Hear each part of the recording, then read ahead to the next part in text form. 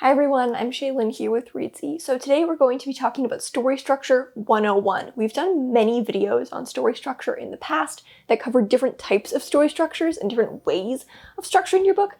But today we're actually going to go completely back to basic and just talking about what story structure is and what it means, as well as talking about how to use that knowledge to pick a story structure that's going to be right for you.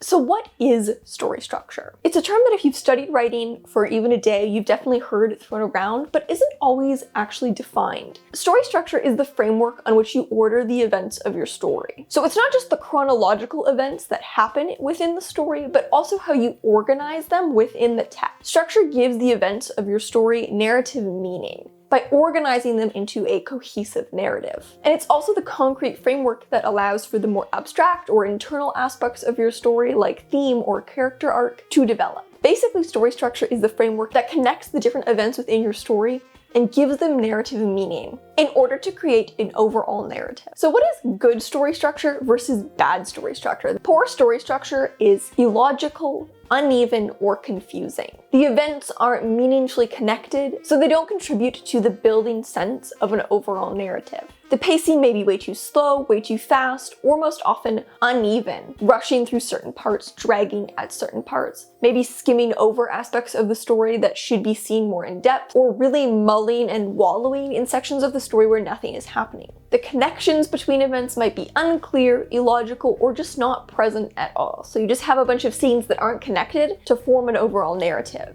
Good structure is the opposite. The events are logically and meaningfully connected, so as we read through the story, the events build upon the developing narrative in order to create escalating tension and stakes, and the pacing is appropriate to the events that are taking place. So what are the different elements of story structure? Let's break this down by looking at both the concrete elements of story structure and the more abstract elements of story structure. The concrete qualities are the specific narrative beats that most stories have and that you'll see in some iteration in most story structures, whereas the abstract elements are the qualities that a well-structured book has. So the first important quality of a well-structured book is causality. This means that the events have meaningful connections. So rather than just having standalone events that don't connect to each other, there's a causal effect between the different scenes of your story. What happens in one scene causes what happens in a later scene, and this snowball effect runs throughout the entire book. The next important abstract quality is logic. So the connection between the events makes sense and fits within the logic of your story. Different stories play with logic in different ways. If you're writing a very, very realistic, grounded story,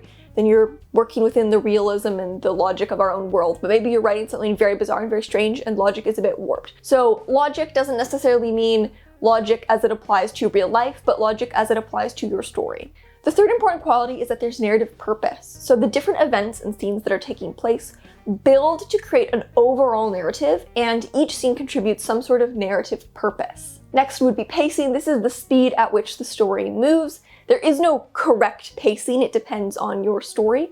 Some books are meant to have slower pacing, some genres kind of expect quicker pacing. But in general, you want the pacing to be appropriate for the events that are taking place, so the right amount of time is being spent on the appropriate events. Motion. So this is the developing sense that the story is moving and progressing. And finally would be tension. Tension is a really important element of story overall, but its importance within narrative is that the way you order and structure the events is creating tension. This might be how you play with the chronology, or just the way events play off each other should be contributing to a building sense of tension. So those are some abstract qualities that a well-structured story has. These are some concrete story elements that you see in a lot of story structures. And if you are thinking elements of story structure, oftentimes this is what we're thinking of. These are extremely, extremely general, and other plot structures go way more in depth on the story beats, and they'll have story beats that are unique to that structure, but these are the basically most general story beats that most stories have. It's not universal, but because it is so general, most stories are going to fall into this very, very general framework. So most stories are defined by having a beginning, and within that beginning, we have some sort of introduction where we're introduced to the characters and the world, and shortly after that, an inciting incident. The inciting incident is maybe the most important structural beat in a story structure. Outside of the inciting incident, there's a lot of variation in how stories are structured and how concepts of story structure are applied, but the inciting incident is essentially the event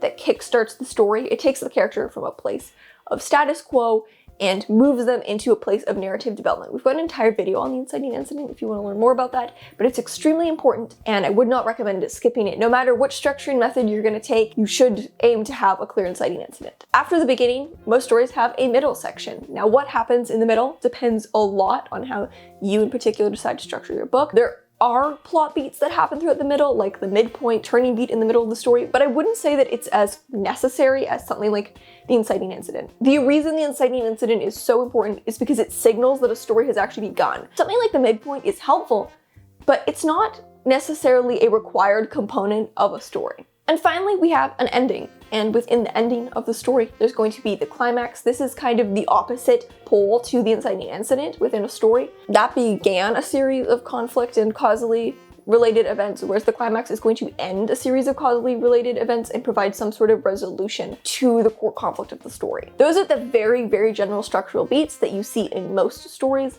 and they're expanded upon in different ways in different story structures. So that said, let's talk about story structures. There are so many different story structures. Very popular ones include things like the hero's journey, the Dan Harmon plot embryo, Save the Cat, or more basic story structures like Freytag's pyramid or the 3-act structure. There are even more. We've got a blog post and a whole playlist on different story structures if you want to learn about different story structures and find one that you think works for your book. Ultimately, most story structures are expressing the same thing, which is a story that has a beginning, middle, and end, with an inciting incident and a climax at either end of the book. Most story structures are really just a different way of guiding you through that same general structure, but they just manifest in slightly different ways, and so different people resonate with different story structures based on which ones kind of make sense for them and fit their story. It's really important if you're using story structures to think of them as templates, not as a set of rules. They're there to help you. You don't need to use one, and if you are using one, you don't need to follow it exactly. Story structures are certainly very helpful guides, but there is no universal way to structure a book, and the most important thing is always to do what your story requires, more than following a plot structure exactly. You also don't need to use an existing story structure. It is completely possible to write a really well-structured book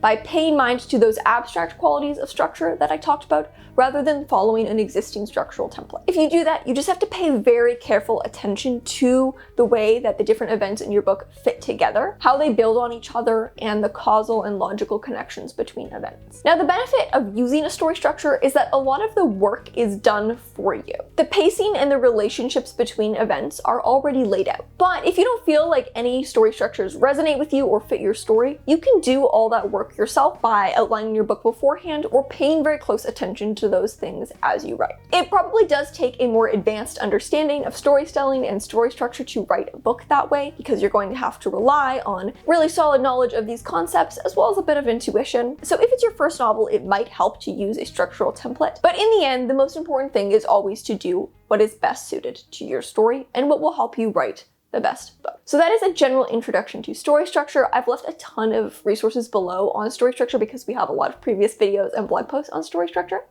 Thank you so much for watching. My question for today is, if you use structural templates, what is your favorite one? So thank you so much for watching. Remember to subscribe and turn on notifications so you don't miss any new videos from us. We've got new writing, editing, and publishing tips every Tuesday and Friday. Until next time, bye.